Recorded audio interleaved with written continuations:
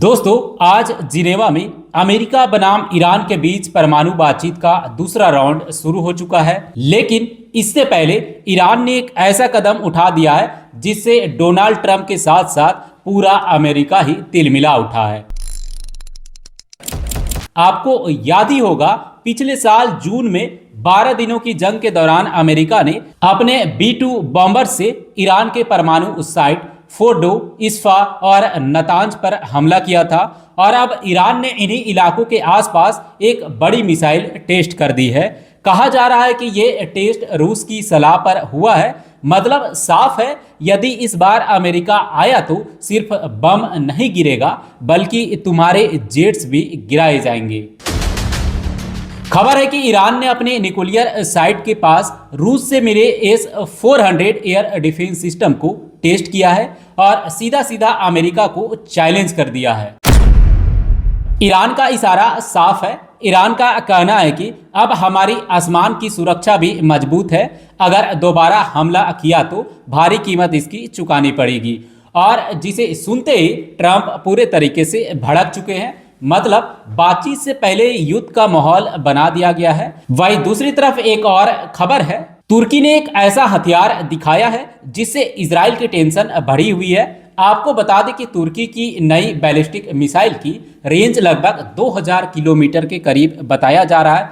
यानी पूरा इजराइल इसकी रेंज में आ सकता है। दोस्तों, एक तरफ जहां ईरान S-400 को टेस्ट कर रहा है तो वहीं दूसरी तरफ तुर्की लंबी दूरी की मिसाइल दिखा रहा है। वहीं तीसरी तरफ अब इराक में चीन की भी एंट्री हो चुकी है। मतलब ईरान इस बार अकेला नहीं है बल्कि इराक में चीन की टेक्नोलॉजी घुस चुकी है। साथ ही रूस भी ईरान के साथ अब खुलकर खड़ा है। वही तालिबान ने भी साफ किया है कि अगर अमेरिका और ईरान के बीच इस बार जंग होती है तो तालिबान भी अपनी क्षमता के मुताबिक ईरान के साथ खड़ा रहेगा। मतलब साफ है, अमेरिका अब चारों तरफ से घिरता जा रहा है। अगला खबर गाजा से है, जहां गाजा में तबाही के बीच तुर्की की मदद से 3 मस्जिदों को दोबारा से तामीर कर दी गई है, जिसमें रमजान से पहले अजान फिर से गूंजने लगी है।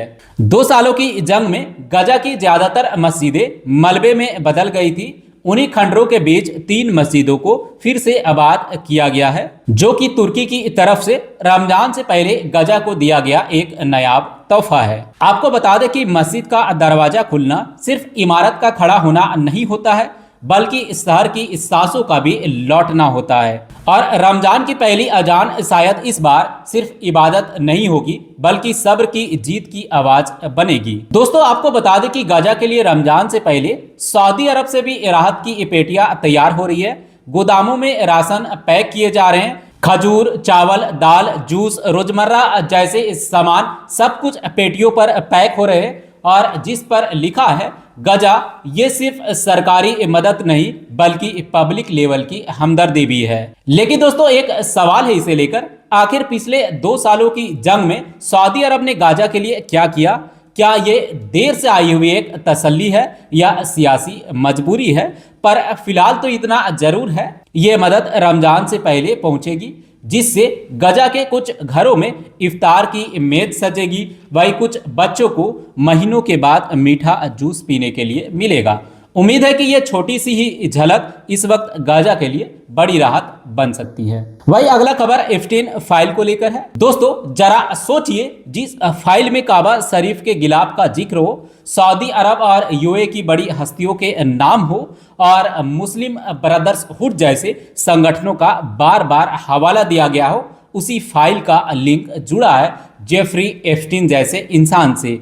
जी हाँ, यानी वही एप्स्टीन जिस पर नाबालिग लड़कियों के शोषण के आरोप थे, जो अमीर, ताकतवर नेताओं और रसूखदार लोगों के लिए गंदा नेटवर्क चलाया करता था। लेकिन आज सवाल यह है कि आखिर ऐसे इंसान तक काबा शरीफ का गिलाफ कैसे पहुंच सकता है? क्या यह सिर्फ एक इत्तेफाक है या फिर इसके पीछे कोई साजिश छिपी हुई है? रिपोर्ट्स के मुताबिक एप्स्टीन की टीम और सऊदी अरब के एक शख्स के बीच कई बार ईमेल पर बातचीत हुई है, जिसमें साफ लिखा है गिलाफ भेज दिया गया है। और ये सिर्फ बातचीत नहीं है बल्कि अमेरिका के न्याय विभाग की फाइलों में डिलीवरी की रसीद तक होने का दावा किया जा रहा है। आपको बता दें कि एप्स्टीन को 2008 में दोषी करार दिया गया था और दुनिया जानती थी एप्स्टीन एक ऐसा अपराधी है जिन्होंने सैकड़ों मासूम लड़कियों की जिंदगियां बर्बाद की थी, उनके साथ रेप जैसे घिनौने अपराध को अंजाम दिया था। इसके बावजूद 2017 में उससे संपर्क रखा गया, ईमेल चलते रहे, तोहफों की बात होती रही और एक बार नहीं बल्कि 3 बार गिलाफ भेजे जाने का जिक्र सामने आया। इतना ही नहीं, इन्हीं फाइलों में मुस्लिम ब्रदर्स हुड का नाम भी बार बार सामने आता है। अमेरिका के न्याय विभाग का दावा है कि एप्स्टीन से जुड़े करीब 60 लाख फाइलें और ईमेल है, जिसमें से करीब 35 लाख दस्तावेज सार्वजनिक हो चुके हैं, लेकिन अभी भी लाखों फाइलें दबी हुई है। दरअसल आपको बता दें कि 2017 में उजैर अल हमदी नाम के व्यक्ति और एप्स्टीन के बीच बातचीत का जिक्र है, जिसमें दावा किया गया है कि गिलाफ एप्स्टीन के निजी द्वीप पर भेज दिया गया है। ऐसे में एक तस्वीर खूब जोरों से वायरल भी हो रहा है, जिसमें फर्श पर काला कपड़ा बिछा हुआ दिख रहा है और एप्स्टीन किसी को उसकी तरफ इशारा करते हुए दिख रहा है। यानी सोशल मीडिया पर जो दावा किया जा रहा है ये काबा शरीफ का गिलाफ है, जिसे कालीन की तरह जमीन पर बिछा दिया गया है। दोस्तों, अगर ये जरा बराबर भी सच है तो ये सिर्फ एक बेइज्जती नहीं है और ना ही सिर्फ ये एक आस्था के खिलाफ है, बल्कि ये दुनिया के वो तमाम मुसलमानों के ऊपर तमाचा है जो सऊदी अरब पर आंख बंद करके भरोसा करते हैं। हालांकि आपको ये भी बता दें कि सऊदी अरब ने इसे लेकर सफाई भी दी है। उन्होंने इस दावे को गलत बताया है, इसे झूठ बताया है,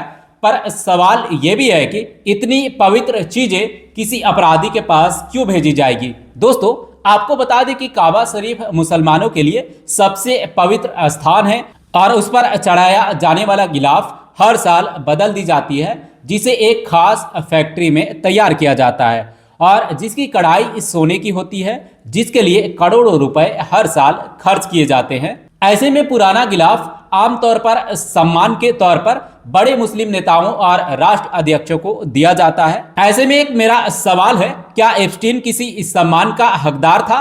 अगर नहीं तो उसे ये कैसे मिला?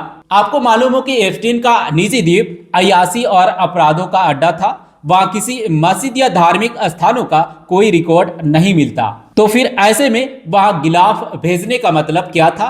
क्या ये एक सिर्फ तोहफा था या इसके पीछे कोई बहुत बड़ा राज छिपा हुआ है? दोस्तों, ये कहानी सिर्फ एक आदमी का नहीं है, बल्कि ये कहानी उस सिस्टम का है जहां पैसे और ताकत से लोग हद पार कर जाते हैं। ऐसे में सवाल ये नहीं कि एप्स्टीन कौन था, अब तो सवाल ये है कि इसके पीछे कौन कौन थे। फिलहाल आज के खबरों में इतना ही। बने रहिए हमारे साथ ऐसे खबरों के लिए। खुश रहिए, सलामत रहिए। आप सबों को मेरा दुआ और सलाम।